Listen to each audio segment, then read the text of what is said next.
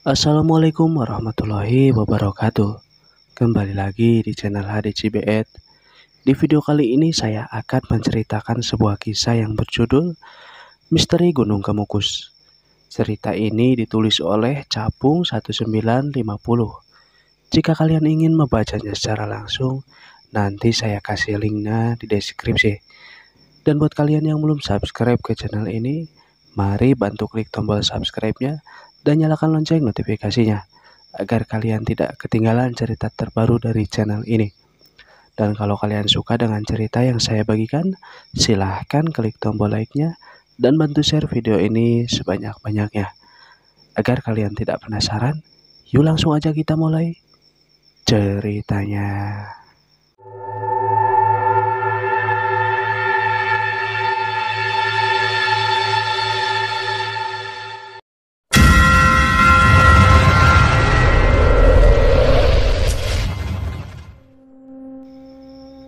Jamunya mas? Mbak Ayu langganan jamuku datang. Iya mbak, kayak biasa ya mbak, beras kencurnya banyakin dikit.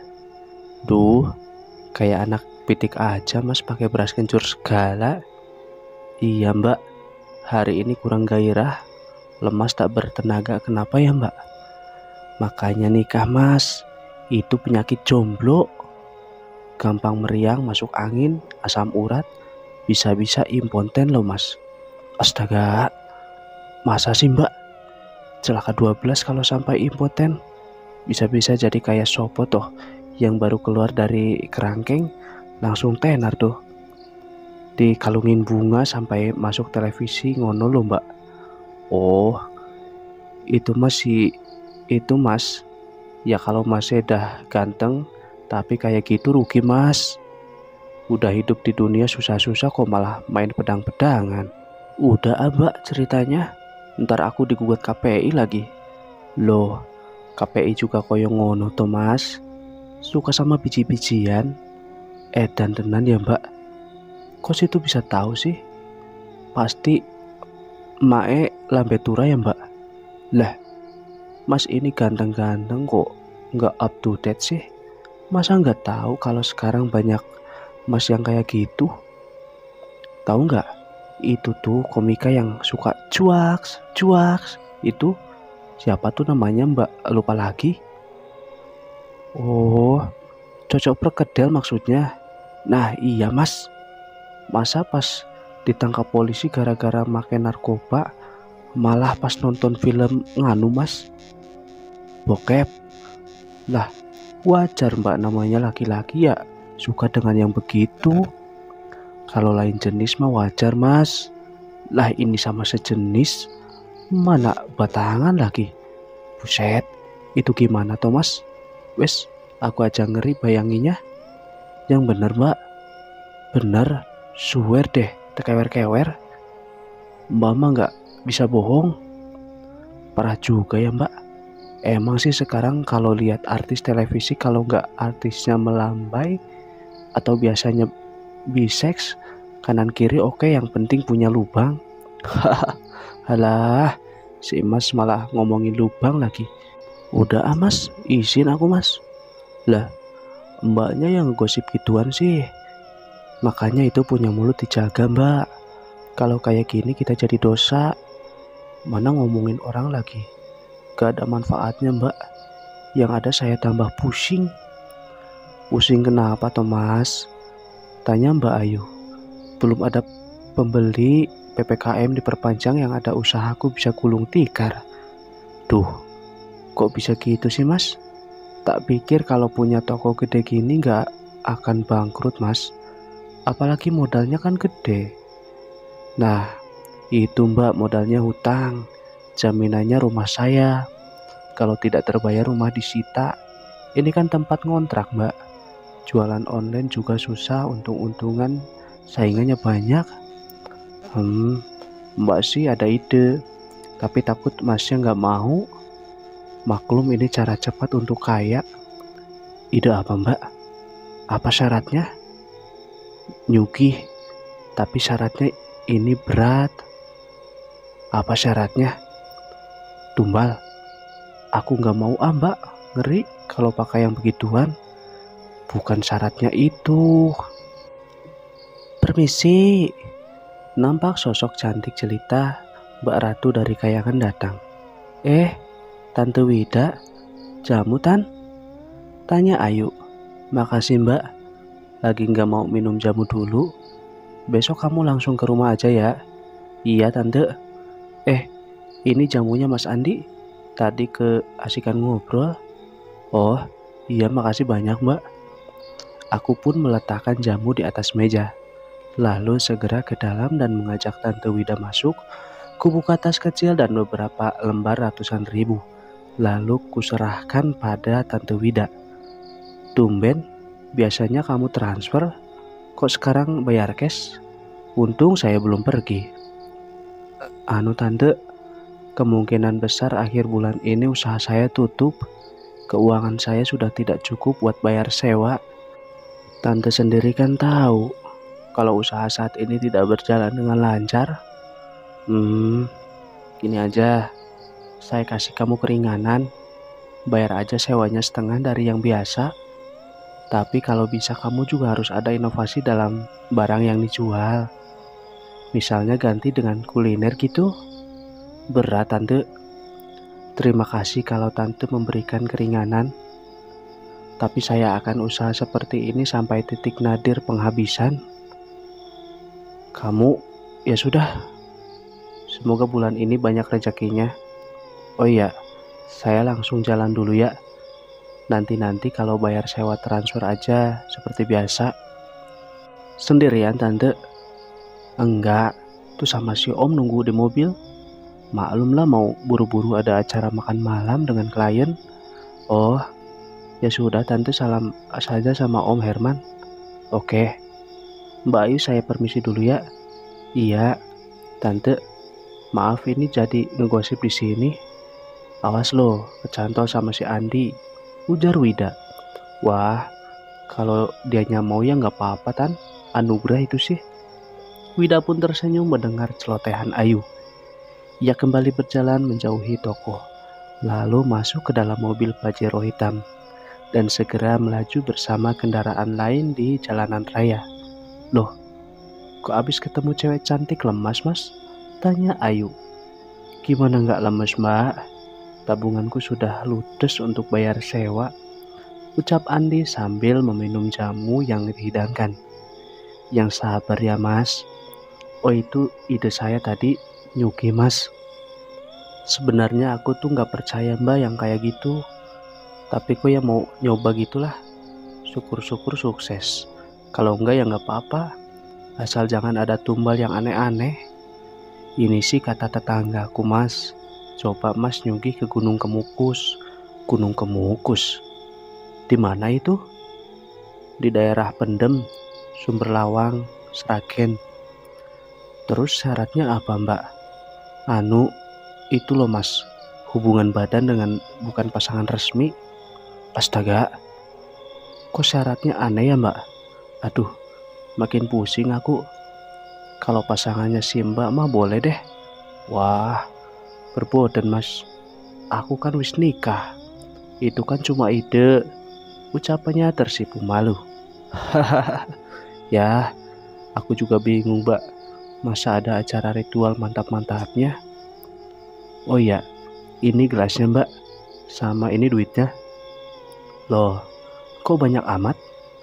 Aku belum ada kembaliannya loh. Udah, kembaliannya Mbak ambil aja. Makasih loh, udah nemenin ngobrol di sini. Aduh, makasih banyak loh Mas.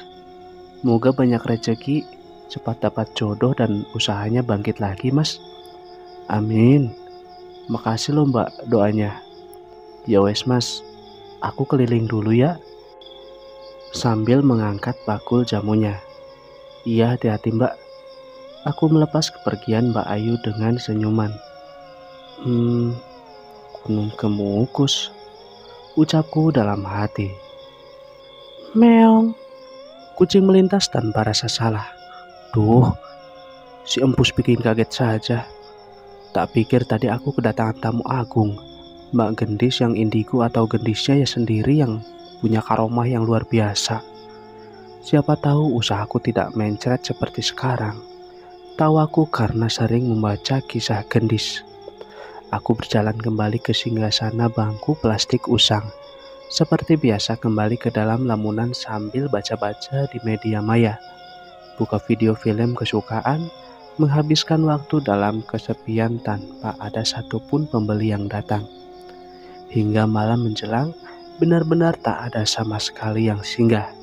Terpaksa dalam pembukuan kembali aku menulis kata no sell. Tiba di rumah, aku mengetuk pintu.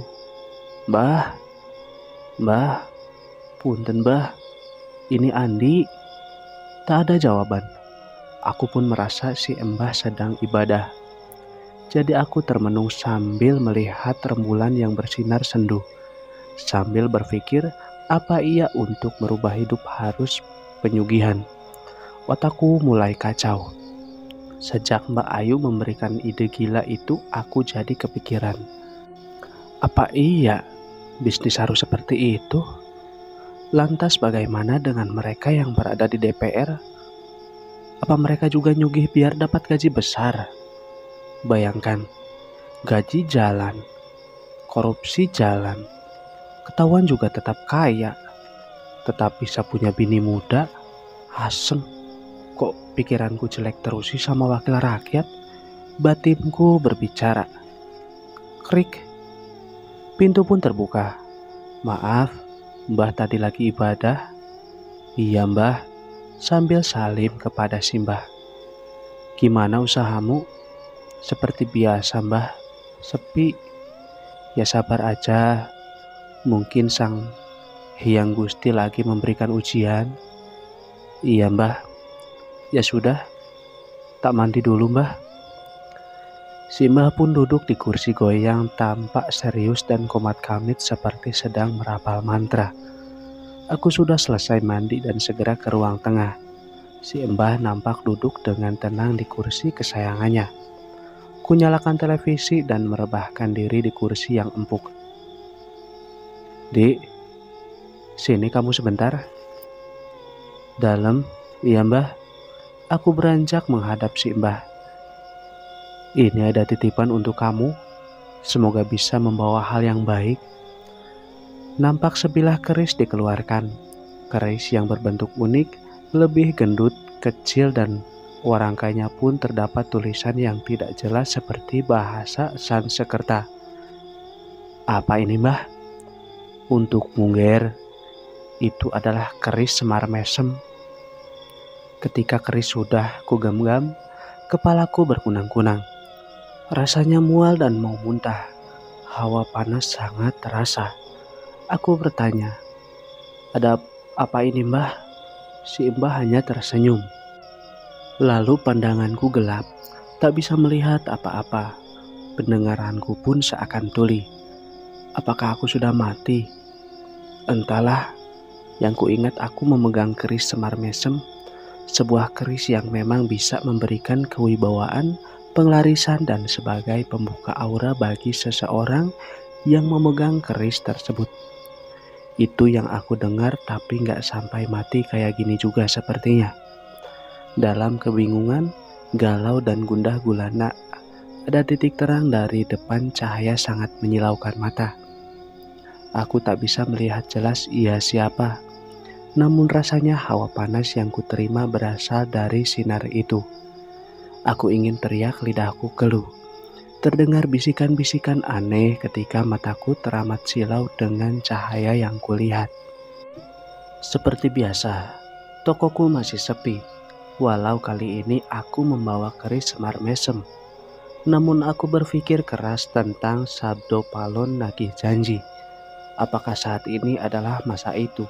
Masa sulit di daerah Jawa di mana Pagebluk menjadi raja? Apa kehancuran di depan mata? Terlalu cepat bila kiamat sudah akan datang karena masih banyak orang yang sembahyang kepada Gusti Sang Hyang Widi. Tapi saya tahu yang kuambil poin dari bisikan itu adalah wong Jowo ilang Jowone. Orang Jawa kehilangan Jawanya. Inilah pesan yang sepertinya ingin disampaikan Jangan sampai nilai leluhur bangsa sendiri hilang berganti dengan bangsa asing. Tapi kok walau Semar Mesem sudah digenggam tetap saja hingga matahari meninggi, tak ada perubahan. Toko masih saja sepi. Tapi semenjak aku memegang pusaka ini, pemikiranku lebih jernih. Pikiranku lebih terbuka, tidak kusut seperti hari-hari yang sebelumnya. Wajah muram berganti dengan berseri. Bahkan senyum pun mudah terukir pada orang yang hilir mudik di depan toko. Hingga aku melihat seseorang anak yang cantik dan ibunya nampak memilih-milih pakaian yang kupajang. Tapi kuperhatikan anak itu nampak berbeda. Kulihat dirinya menatap tajam ke arah sudut tempat fitting room. Ia melangkah mendekat dan menengok kanan kiri seperti kehilangan sesuatu. Herannya ketika ia menatap langit-langit, senyumannya mengembang. Ia menyapa seseorang. "Hai," sapa anak itu ramah. "Kamu siapa?"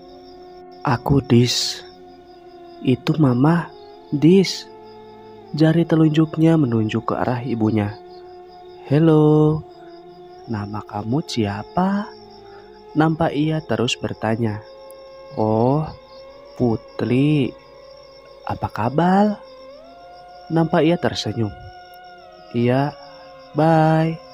Bye Putri." Sedangkan ibunya hanya tersenyum melihat kelakuan anaknya. "Gendis?" tanyaku. "Om siapa? Kok tahu namaku? Pasti om nguping mama ya pas manggil aku." "Iya," ucapku sambil tersenyum. Ibunya pun datang ke arahku. Ia nampak anggun dan menawan dengan balutan dress warna merah dipadu dengan jilbab yang senada. Tidak terlihat bila ia sudah mempunyai anak.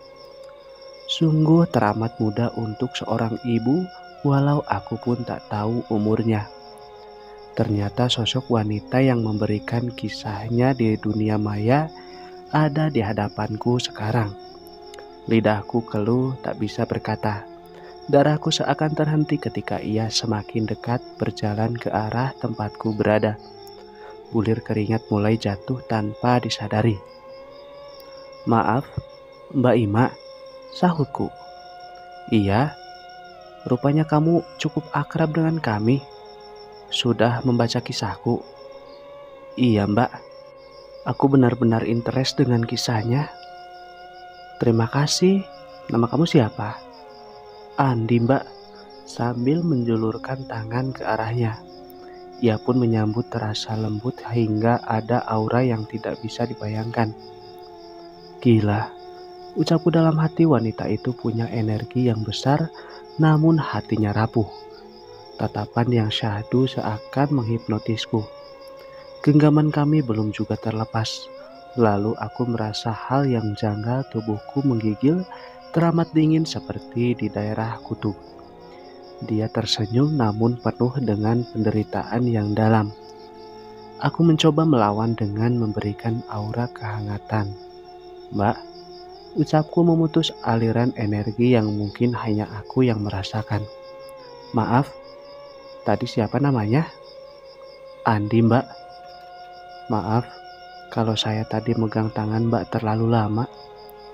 "Nggak apa Mas," ucapnya tersipu malu. "Oh iya Mas Andi, terima kasih loh sudah membaca kisah Gendis." "Sama-sama Mbak, makasih juga sudah datang di lapak saya. Oh iya, ada yang mau saya kasih tahu. Tadi saya mendapatkan beberapa gambaran. Lekaslah ke Gunung Kemukus karena ada sesuatu yang bisa diambil hikmahnya di sana. Kemungkinan besar usaha Mas Andi akan bertambah besar." "Benarkah Mbak?"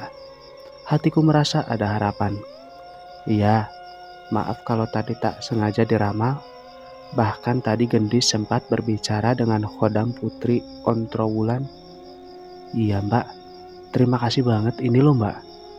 "Oh, ayahnya Gendis kemana?" "Lagi ada urusan. Tadi dia antarkan kami, terus langsung pergi lagi." "Bagaimana dengan hubungan kalian berdua?" Terlihat ia menarik nafas halus dan panjang, berusaha keras memikirkan jawaban yang harus diberikan. Aku tahu lidahnya keluh untuk berkata. Masih ada bimbang dalam hatinya, walau ia telah membuka diri dan berusaha untuk tegar. Sudah tak usah dijawab. Semoga hati Mbak tidak tersakiti lagi, karena masih banyak hati yang bisa menjadi pelabuhan indah di masa depan seperti aku, ucapku. Ia tak percaya aku berkata begitu. Matanya berbinar, sendu penuh tanda tanya. Tapi belum sempat mulutnya berkata, aku kembali memotongnya. Salam saja sama Mas Dedinya Mbak. Semoga hubungannya langgeng. Semua untuk Gendis. Sambil melihat anak itu yang sedang asik bermain dengan mannequin. Makasih Mas Andi. Ia tersenyum sedikit menggoda. Oh iya, ini ada hadiah untuk Gendis. Aku berikan kepada si kecil mungil itu. Makasih Om, baik banget deh, ucap lucunya.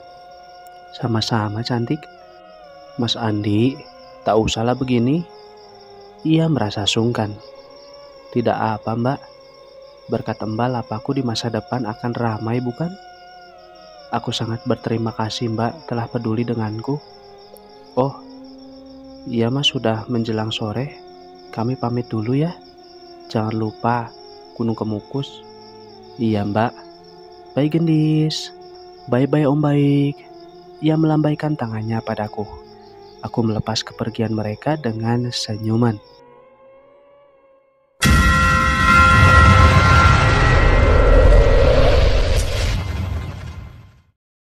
Sekian dulu video kali ini.